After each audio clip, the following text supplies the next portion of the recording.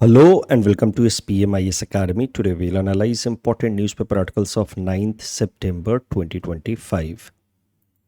Please note you can download the PDF version of today's newspaper analysis by clicking the link given in the comment section. This is the list of the topics that we'll be covering from today's newspaper. The first topic is about Nepal's Genji protest. Important from our syllabus GS paper 2 polity and governance point of view mains में इससे related प्रश्न पूछा जा सकता है। देखते हैं क्या क्या इवेंट्स हुए हैं नेपाल में पिछले एक साल में and then will come to the current context. Last year Nepal की सरकार ने एक ऑर्डर रिलीज किया for digital companies like Google, Facebook. इस ऑर्डर के हिसाब से इन डिजिटल कंपनीज़ को नेपाल के अंदर लोकली अपने आप को रजिस्टर करवाना होगा and then they will have to follow all the orders released by Nepal government time to time with respect to removal of the content. तो कोई भी कंटेंट अगर नेपाल की सरकार को लगता है कि फेक है, मिसलीडिंग है, तो सरकार के आदेश के हिसाब से फिर इन डिजिटल कंपनियों को उस कंटेंट को रिमूव करना होगा। That was the order released last year. इस ऑर्डर को रिलीज़ करने के पीछे नेपाल सरकार का जो स्टेटेड ऑब्जेक्टिव था वो ये कि फेक न्यूज़, मिसलीडिंग कंटेंट के साथ साथ साइबर क्राइम को प्रिवेंट किया जाएगा with help of this new order. अब despite this order released for many months by now, many digital companies did not register themselves locally. तो फिर नेपाल की सरकार ने 4 सितंबर को इस साल 2025 में 26 मेजर सोशल मीडिया प्लेटफॉर्म्स को ब्लॉक कर दिया। Facebook, Instagram, WhatsApp, YouTube, overnight ये सब ब्लॉक हो गए and the reason cited was that these digital platforms have failed to follow the government's order. अब ये ब्लॉक होने के कुछ ही घंटों बाद से धीरे धीरे एक प्रोटेस्ट बिल्ड होना शुरू हो गया in Nepal. This protest was mainly led by gen Zs. Gen Zs basically वो होते हैं जो 1997 के बाद बॉर्न हैं और 2013 से पहले के हैं। बेसिकली 28 साल या उससे कम उम्र के जो यंगस्टर्स हैं उनको कहा जाता है जेनजीज, उसके बाद वालों को कहा जाता है अल्फाज। तो एक जेनजी लेड प्रोटेस्ट है क्योंकि जेनजी ही ज़्यादा डिजिटली एक्टिव रहते हैं। So they started a protest against government's order regarding blockage of these important social media platform. इन जेनजीज का बेसिकली कहना है कि ये social media platforms are essential for expression of their views. It helps in connecting with others. अब ये protest धीरे धीरे वायलेंट हो गया। शुरुआत में तो इसको काफ़ी पीसफुल तरीके से मैनेज किया गया। जो इसको प्रोटेस्ट ऑर्गेनाइज करने वाले जो लोग थे वो भी यंगस्टर्स ही थे। उनका कहना था कि आप स्कूल के यूनिफॉर्म में आओ, कॉलेज के यूनिफॉर्म में आओ, जिससे देख करके लगना चाहिए कि ये यंगस्टर्स का प्रोटेस्ट है। और उन्होंने किसी भी पॉलिटिकल पार्टी से अपने आप को दूर रखा ताकि इस प्रोटेस्ट का कोई पॉलिटिकल कलर ना हो। तो स्टार्टिंग में तो पीसफुली चला बट धीरे धीरे ये प्रोटेस्ट जो है थोड़ा वायलेंट हो गया। Police also retaliated against the violence committed और उस प्रोसेस में लगभग 19 youths have been reportedly dead. कई सारे youngsters, more than 100 are injured as well. और ये जब प्रोटेस्ट मैसिव हो गया, वायलेंट हो गया, तो सरकार ने उसी दिन शाम को, रात को सोशल मीडिया के ऊपर जो बैन था वो लिफ्ट कर दिया। अब आपको देख करके लगेगा कि काफ़ी सुपरफिशियल सा प्रोटेस्ट है, सोशल मीडिया बैन के लिए इतना बवाल कर दिया जेनजीज ने, ऐसा ऊपर ऊपर से देख करके आपको लगेगा। बट ये प्रोटेस्ट के पीछे कुछ डीपर फैक्टर्स भी हैं। There are some underlying grievances as well. ये जो प्रोटेस्ट है ये मेनली यंगस्टर्स का है, not just for banning social media platform but to express their grievances against corruption, poor governance, rising nepotism in Nepal. In social media platforms की मदद से कई सारे हैशटैग्स चला रहे थे यंगस्टर, जैसे कि hashtag nepo kids, hashtag nepo babies on platforms like Twitter and TikTok. वहाँ पे टिकटॉक बैन नहीं है, तो ये हैशटैग्स चला रहे थे in order to highlight the problem of nepotism and corruption in hashtag के साथ साथ जो वीडियोस थे उसमें दिखाए जा रहे थे कि कई सारे जो यंगस्टर्स फ्रॉम प्रिविलेज्ड बैकग्राउंड, जैसे कि कोई मिनिस्टर के बच्चे हैं या ब्यूरोक्रेट के बच्चे हैं, they are enjoying government resources. So this is clear cut example of nepotism, wastage of government resources, lack of accountability. तो ये सब चीज़ें हाईलाइट की जा रही थी थ्रू सोशल मीडिया प्लेटफॉर्म. और सरकार ने जब ओवरनाइट सोशल मीडिया प्लेटफॉर्म को बैन किया तो इन यंगस्टर्स को ऐसा लगा कि उनकी जो आवाज़ है अगेंस्ट करप्शन उसको दबाने की कोशिश की गई है विथ दिस बैन. उसके अलावा बिजनेस सेंटिमेंट्स को भी नुकसान पहुंचता. आप ही सोचिए, रातों रात अगर व्हाट्सएप बैन कर दिया जाए तो कितना सारा बिजनेसेस को नुकसान हो सकता है. कई सारे काम तो आजकल बिजनेसेस के व्हाट्सएप के थ्रू होते हैं, कम्युनिकेशन व्हाट्सएप के थ्रू होते हैं. बड़ी बड़ी कंपनियां जो हैं उनके कलीग जो हैं आपस में व्हाट्सएप के थ्रू ही कम्युनिकेट करते हैं, ऑफिशियल कम्युनिकेशन. यूट्यूब बैन कर दिया जाए, ये न्यूज़पेपर एनालिसिस आना बंद हो जाएगा. सो बिजनेसेस के लिए भी काफ़ी नुकसान हो रहा था, लाइवलीहुड के लिए भी नुकसान हो रहा था. ये भी एक कारण है प्रोटेस्ट का, बट बड़ा कारण है पॉलिटिकल. इसको बस इस तरीके से ना देखा जाए कि सोशल मीडिया को बैन किया गया और यंगस्टर्स वॉयलेंट हो गए. Youngsters are frustrated. आपको अगर याद हो इकोनॉमिक्स की क्लास का डिस्कशन, मैंने इकोनॉमिक्स की क्लास में जब मार्क्सिस्ट रिवॉल्यूशन पढ़ाया था तो कहा था कि revolutions are like fire and the fire requires triangle. जैसे कि फायर को आने के लिए you need 3 things: fuel, oxygen and spark. And then fire suddenly rises and it changes the scenario over a very small period of time, small fraction of time. Similarly revolution देख करके लगे कि एक particular event के कारण शुरू हो गया, बट उसके पीछे ग्रीवेंसेस होते हैं. तो रिवॉल्यूशन के लिए चाहिए exploitation by certain section of people, and then उस एक्सप्लॉयटेशन के कारण होने वाला frustration, and then any particular event में lead to rise of revolution. जैसे 1857 का रिवॉल्यूशन पूरे भारत भर में फैल गया. It can not be just because of one incident जहां पे मंगल पांडे जी ने एक ब्रिटिश ऑफिसर्स को गोली मारी. फ्रस्ट्रेशन बाकी जगहों पे भी अलग अलग तरीके से था. तो वैसे ही एक पर्टिकुलर इंसिडेंट हुआ, सरकार ने सोशल मीडिया प्लेटफॉर्म को बैन किया और यंगस्टर्स का गुस्सा फूट पड़ा.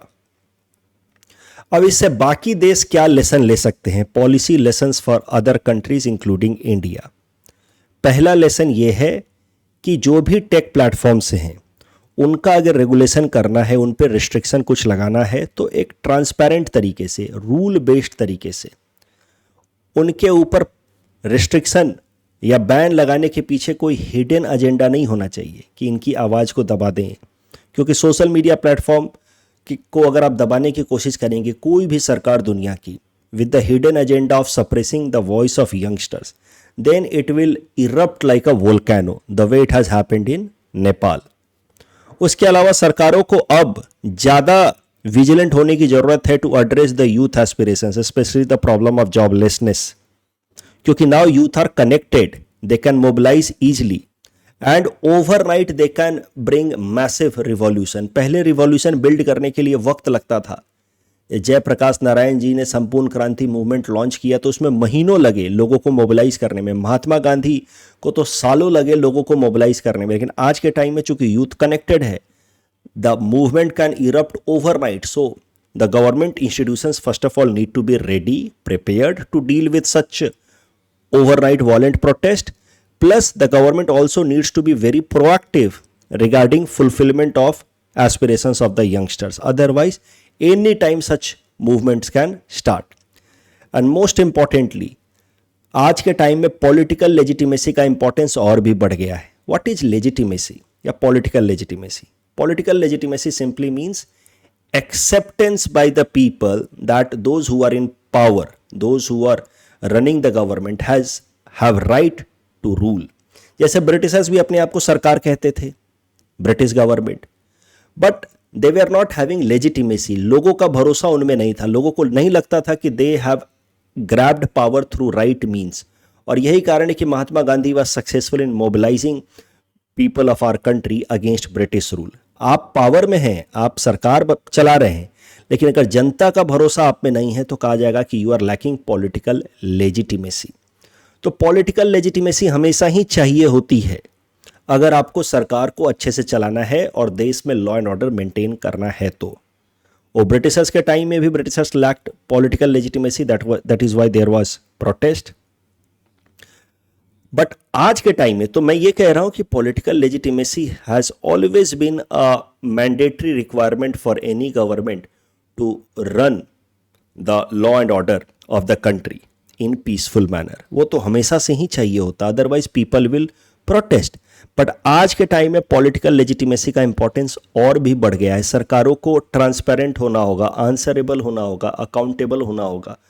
Otherwise if people do not accept you as legitimate government, अगर जनता को लगता है कि आप किसी फॉल्स मीन्स से पावर में आए हैं, भारत के अंदर भी ऐसे एलिगेशंस अपोजिशन पार्टीज लगा रही हैं, आपको मैंने एक आर्टिकल में बताया वोट चोरी एंड ऑल।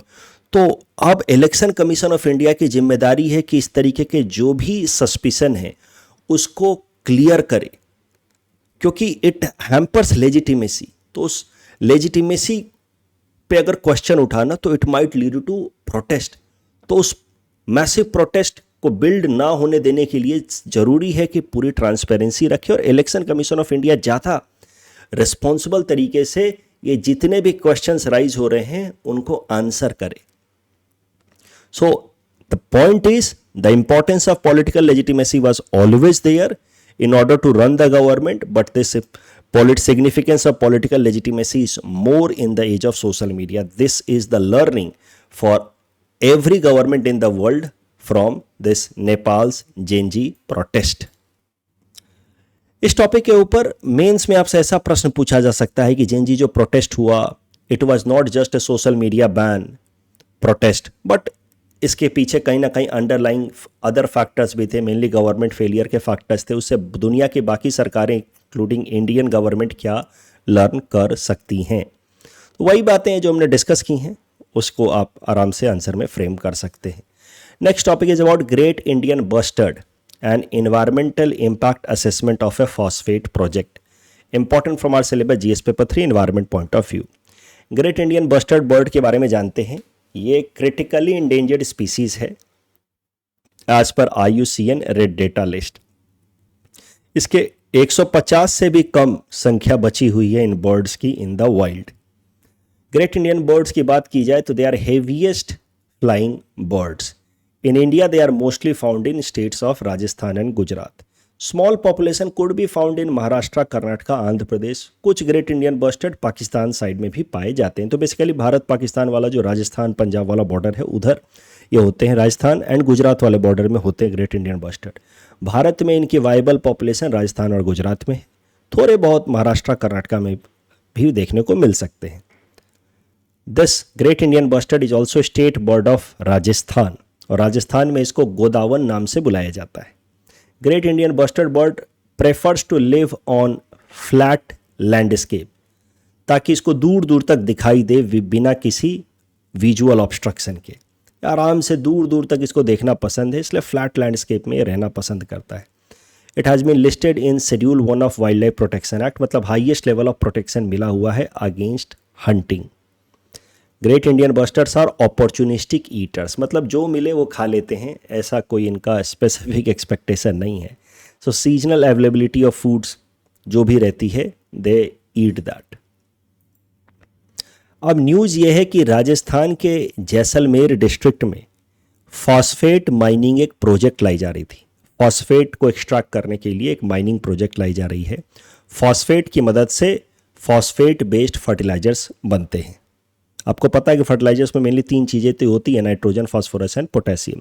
तो फॉस्फेट बेस्ड फर्टिलाइजर बनाने के लिए राजस्थान के अंदर एक माइनिंग प्रोजेक्ट लाया जा रहा था। उसको लेकर के काफ़ी टाइम से डिस्प्यूट था, डिफरेंसेस थे कि कहीं इस फॉस्फेट माइनिंग प्रोजेक्ट के कारण ग्रेट इंडियन बस्टर्ड के पॉपुलेशन के ऊपर और निगेटिव इम्पैक्ट ना पड़े। They are already critically endangered. लेकिन अब न्यूज़ ये आई है कि ministry of environment, forest and climate change ने इस फॉस्फेट माइनिंग प्रोजेक्ट को अप्रूव कर दिया है, but only after a proper environment impact assessment. पहले इन्वायरमेंट इम्पैक्ट असेसमेंट किया जाएगा, देखा जाएगा कि इस प्रोजेक्ट से क्या नेगेटिव इम्पैक्ट आएगा, पॉसिबिलिटी, और उसके बेसिस पे फिर इस प्रोजेक्ट को आगे बढ़ाया जाएगा। इन्वायरमेंट इम्पैक्ट असेसमेंट आपके जीएस पेपर 3 में सीधा सीधा सिलेबस में मेंशन किया गया है।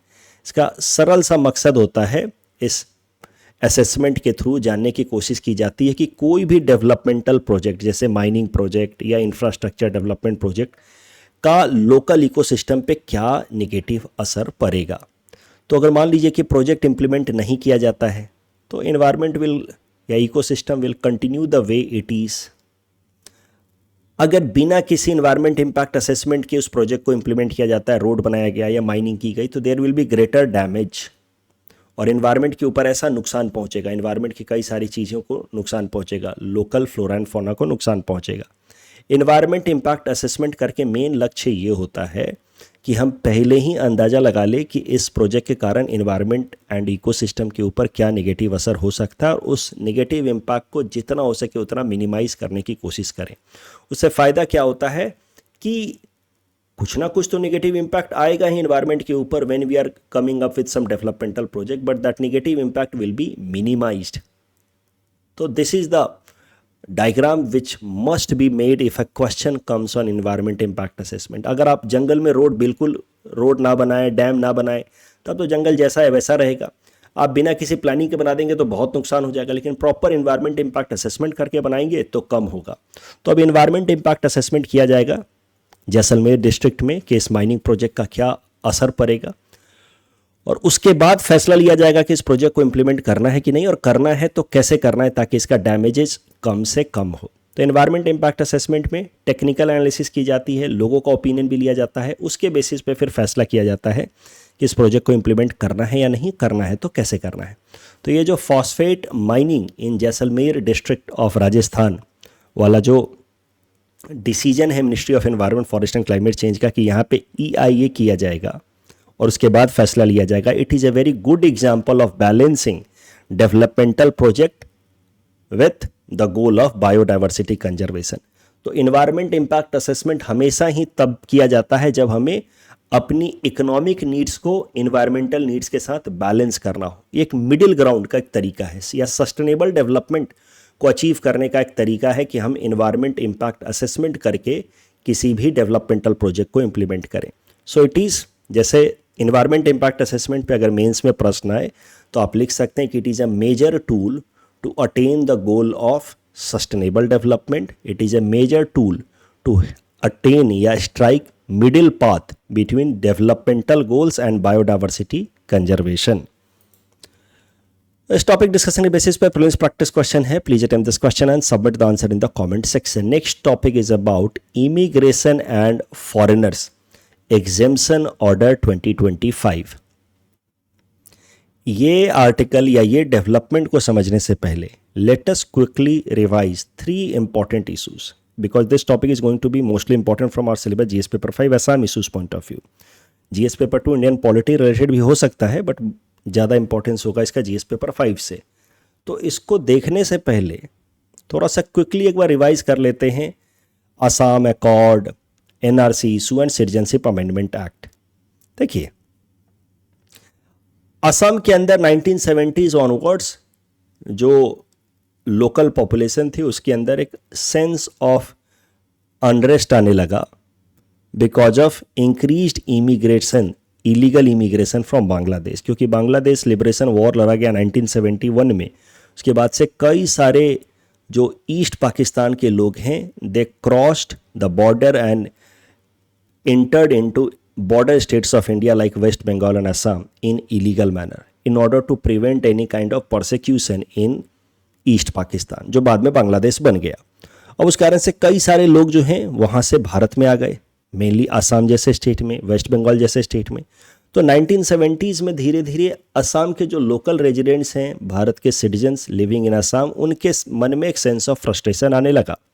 और फिर 1979 onwards a movement started to peak up in Assam, जिसको नाम दिया गया असम मूवमेंट। ये मूवमेंट 6 साल तक चला, 1979 से 85 तक। It turned violent also. जैसे आप देखिए, जैसे सोशल मीडिया प्रोटेस्ट जो नेपाल में वॉयलेंट हो गया, इसी तरीके से असम के अंदर भी वॉयलेंट हो गया। पहले पुलिस ने थोड़ा सप्रेस करने की कोशिश की, so movement turned violent and about 800 students were martyred, they lost their life in this process because it was mainly a student movement. Student organization, all Assam Student Union was leading this organization. Finally, after 6 years of movement, एक accord sign हुआ, tripartite agreement जिसमें भारत सरकार, state government of Assam and student representatives थे, और उनके बीच में एक accord sign हुआ 15 अगस्त 1985। इस अकॉर्ड के हिसाब से तय ये हुआ कि 24 मार्च 1971 के बाद जो लोग भी आसाम के अंदर इंटर हुए हैं इलीगल तरीके से, उनको डिटेक्ट किया जाएगा और फिर उनको आसाम से बाहर डिपोर्ट किया जाएगा। अब ये अकॉर्ड तो साइन हो गया, बट इस अकॉर्ड को इंप्लीमेंट करने के लिए कोई टैंजिबल एक्शंस नहीं लिए गए भारत सरकार द्वारा। अकॉर्ड साइन हुआ, मूवमेंट खत्म हो गया, भारत सरकार ने कमिटमेंट कर दी, मूवमेंट खत्म हो गया, बट कोई टैंजिबल एक्शंस नहीं लिए गए। तो बहुत बाद में जाकर के 2013-14 में सुप्रीम कोर्ट ने आदेश दिए भारत सरकार को कि आप आसाम अकॉर्ड को इंप्लीमेंट करें, और इंप्लीमेंट करने के लिए जरूरी है कि पहले आप आइडेंटिफाई करें कि कौन है इलीगल इमिग्रेंट्स इन असम, और फिर सुप्रीम कोर्ट के डायरेक्शंस के बेसिस पे असम के अंदर शुरू हुआ the process of NRC update, national register of citizens update process in Assam. सिर्फ असम के अंदर शुरू हुआ ये सुप्रीम कोर्ट के आदेश पे, mainly to give implementation to the provisions of Assam accord.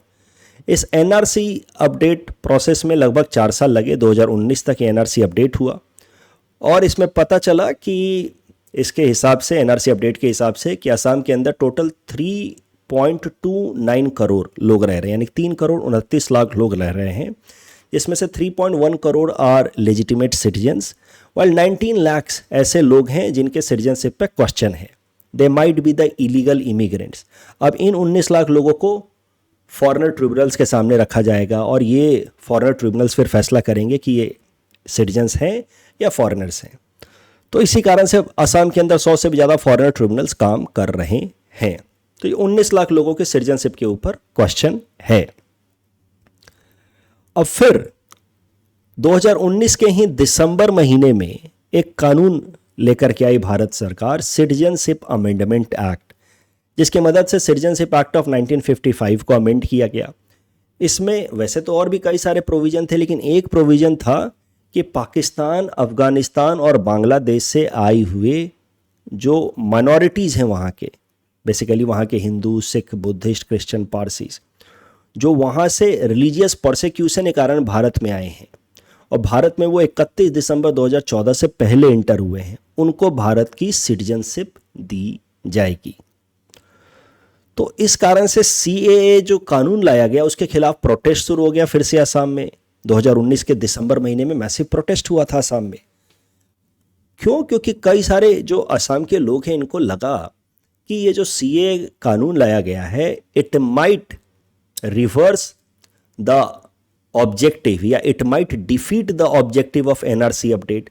भाई हमने एनआरसी अपडेट करके पता किया कि 19 लाख लोग जो हैं शायद से इलीगल इमिग्रेंट हैं या फॉरेनर हैं, और अब आप कह रहे हैं कि इनमें से कुछ लोग जो पाकिस्तान, अफगानिस्तान या बांग्लादेश से आए होंगे, और ज़्यादातर चांस है कि ये लोग बांग्लादेश से आए होंगे क्योंकि असम के अंदर तो बांग्लादेश से ही लोग आए हैं, ईस्ट पाकिस्तान से।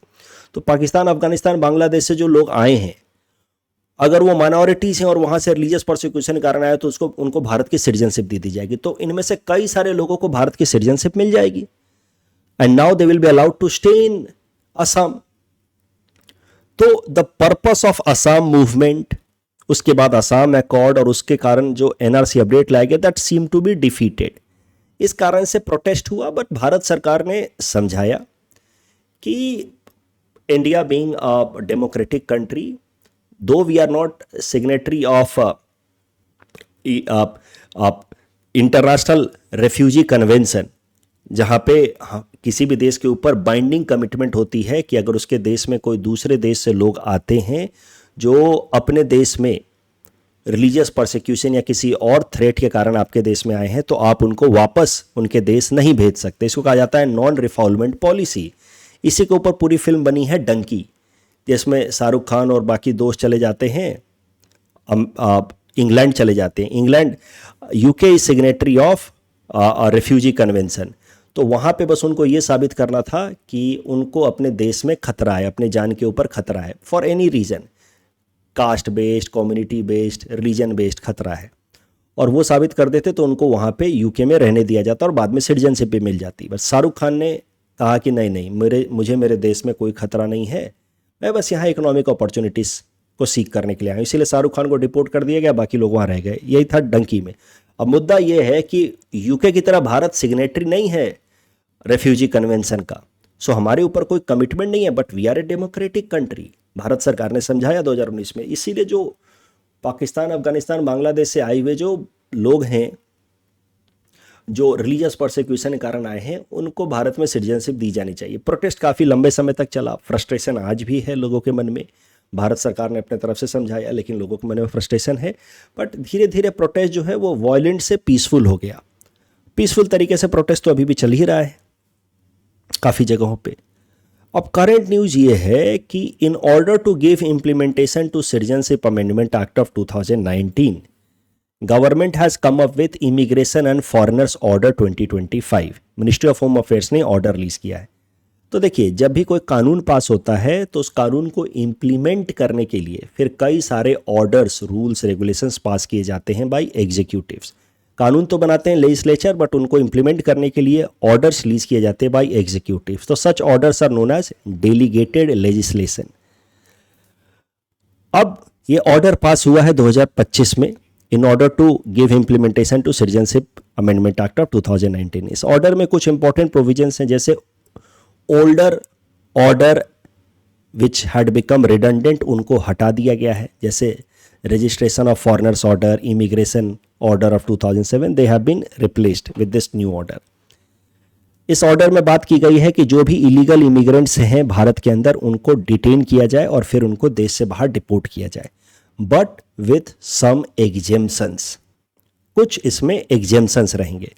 एग्जेम्पशंस किसको किसको दिए गए हैं वो देखते हैं। नेपाल एंड भूटान के सिटीजन्स को, तो आपको पता है नेपाल या भूटान के सिटीजन्स को भारत में आने के लिए पासपोर्ट वीजा रिक्वायरमेंट नहीं होती है। We have free border agreement with Nepal and Bhutan, तो इस कारण से उनको हमेशा ही, और हम भी जा सकते हैं उनके देशों में। तो कम्युनिटीज़ आर एग्जेम्प्टेड, जिन जिन कम्युनिटीज़ को, उसमें नेपाल एंड भूटान के सिटीजन है। उसके अलावा Tibetans registered with Indian authorities, तो मेनली दलाई लामा और उनके साथ जो तिब्बत से लोग आए थे 1959 में, उनको भी एग्जेम्पशन दिया गया from detention and deportation. Sri Lankan Tamils who short refuge in India till 9 जनवरी 2015, ये सब तो ठीक है, ये पहले से भी थे। Hindu, Sikh, Buddhist, Jain, Parsi, Christians from Afghanistan, Pakistan and Bangladesh are also exempted if they have entered in India before 31 दिसंबर 2024। 31 दिसंबर 2024 से पहले जो इंटर हुए हैं उनको भी भारत में रहना परमिट किया गया है। As per this new order उनको डिटेन एंड डिपोर्ट नहीं किया जाएगा। अब ध्यान देने वाली बात यह है कि सिटीजनशिप अमेंडमेंट एक्ट 2019 ने कहा था कि पाकिस्तान, अफगानिस्तान और बांग्लादेश से आने वाले जो परसिक्यूटेड माइनॉरिटीज़ हैं, जो 31 दिसंबर 2014 से पहले आए, उनको भारत की सिटीजनशिप दी जाएगी। और ये जो नया ऑर्डर है 2025 वाला, ये कहता है कि ये माइनॉरिटीज़ जो पाकिस्तान, अफगानिस्तान, बांग्लादेश से आए हैं, जो 31 दिसंबर 2014 के बाद आए हैं बट 31 दिसंबर 2024 से पहले आए हैं, उनको सिटीजनशिप तो नहीं मिलेगी, but they are allowed to stay in India, they will be not deported या डिटेन्ड। तो इसको लेकर के भी फिर अब थोड़ा सा प्रोटेस्ट हो रहा है असम के अंदर। असम के लोग डिमांड कर रहे हैं कि this order should be exempted from Assam. Otherwise होगा क्या कि अभी तो इन लोगों को बोला गया कि आप रह सकते हैं, आपको सिटीजनशिप नहीं मिलेगी, रह सकते हैं, तो अगेन फिर से यही समस्या हो गई। Assam accord and NRC update का जो बेनिफिट है वो डिफीट होता हुआ लग रहा है। भाई पहले आपने कहा 31 दिसंबर 2014 से पहले वाले लोग को सिटीजनशिप दी जाएगी, अब बोल रहे 31 दिसंबर 2014 से 31 दिसंबर 2024 तक के लोगों को रहने का आदेश दिया जाएगा, मतलब परमिट किया जाएगा। तो असम के लोगों को लग रहा है, कुछ लोगों को, कि it might defeat the purpose of NRC. एक डर और भी है कि आज इनको रहने का परमिट किया गया है, बाद में इनको भी सिटीजनशिप दे दी जाएगी, तो that will be a problem. तो ये सब कुछ चैलेंजेस हैं। देखिए, भारत सरकार के अपने कमिटमेंट्स हैं, उनको दुनिया भर में ये भी दिखाना है कि we respect religious minorities rights, we respect humanitarian concern, so if any person has come to our country because of religious persecution, so we provide them shelter. Though we are not signatory of refugee convention, yet we respect refugee rights and we respect humanitarian concerns. Bharat सरकार को ये भी दिखाना है। लेकिन साथ ही साथ असम के अंदर जो डेमोग्राफी है, असम के अंदर जो हिस्ट्री है असम अकॉर्ड की एंड एनआरसी अपडेट की, उसको भी बैलेंस करना है। सो यहाँ जाकर के एक डाइवर्जेंस सा क्रिएट हो जाता है। इस टॉपिक डिस्कशन के बेसिस पे प्रिलिम्स प्रैक्टिस क्वेश्चन है। Please attempt this question and submit the answer in the comment section. Next topic is about Onam and Pulikali dance, important from prelims exam point of view. Onam एक harvest festival है केरला का, अगस्त या सितंबर महीने में मनाया जाता है। लॉर्ड विष्णु की पूजा की जाती है इसमें। माना जाता है, मिथ्स हैं कि the festival is celebrated to commemorate king Mahabali. King Mahabali whose spirit is said to visit Kerala at the time of Onam. King Mahabali की आत्मा केरला के टाइम में घूमती, ओनम के टाइम में केरला में घूमती है, और इसी कारण से उस टाइम में लॉर्ड विष्णु की पूजा भी होती है। तो ये दो चीजें, लॉर्ड विष्णु की पूजा भी होती है ओनम के दौरान, ये एक हार्वेस्ट फेस्टिवल भी है, और एक मान्यता ये भी है कि उस टाइम में किंग महाबली की स्पिरिट जो है वो केरला में घूमती है। पॉजिटिव सेंस में, ऐसा मत सोचना भूत पिशाच है, पॉजिटिव सेंस में। तो इस ओनम फेस्टिवल के दौरान कई सारी एक्टिविटीज़ होती हैं। वल्लम कल्ली जिसको कहा जाता है boat race, Pulikali tiger dance, Pookalam flower rangoli, Onathappan worshipping, तो ये सब चीज़ें होती हैं। दो इम्पॉर्टेंट इवेंट्स होते हैं, वल्लम कली एंड पुल्लिकली डांस, उनको देख लेते हैं। प्रीलिम्स में यूपीएससी में अक्सर पूछा गया है वल्लम कली एंड पुल्लिकली डांस के बारे में। तो इस तरीके से बोट रेस होती है केरला के अंदर इन ओनम। इसमें जो सबसे पॉपुलर बोट रेस है उसका नाम है Nehru trophy boat race, that happens at Punnamada lake in Alappuzha district of Kerala. ये जो बोट्स होते हैं इनका सामने का हिस्सा जो होता है वो स्नेक शेप का होता है, और ये बोट रेस जो है काफ़ी पुराने समय से 13th सेंचुरी से ही चल रही हैं। Pulikali dance, it is also perform during Onam celebration of Kerala. It is done on the 4th day of Onam festival. It is also known as tiger dance, क्योंकि इसके जो परफॉर्मेंस होते हैं वो अपने आप को टाइगर मास्क पहनाते हैं। They paint their body like a tiger and then they perform dance in a rhythmic manner with help of some percussion instrument such as thakil, udukku, chenda. तो ये सब चीज़ें होती हैं इन पुल्लिकली डांस। तो वल्लम कली एंड पुल्लिकली दो इंपॉर्टेंट चीज़ें हैं जो ओनम के दौरान होती हैं। पुल्लिकली से रिलेटेड ये प्रीलिम्स प्रैक्टिस क्वेश्चन है। Please attempt this question and submit the answer in the comment section. Mahad Satyagraha Ambedkar साहब लेकर के आए थे, तो A1 का B होगा। वाइकॉम सत्याग्रह केरला में था, तो इस तरीके से correct answer would be A only. And Houthis are in Yemen. GST 18 से 5 नहीं हुआ है, 12 से 5 हुआ है, तो पहला स्टेटमेंट गलत है, दूसरा सही है। और यहाँ पे दूसरा स्टेटमेंट गलत है, बिकॉज केनिया, तंजानिया, मलावी से डिक्लाइन नहीं हुआ, इंक्रीज हुआ import. That's all from our side for today. Thanks for watching.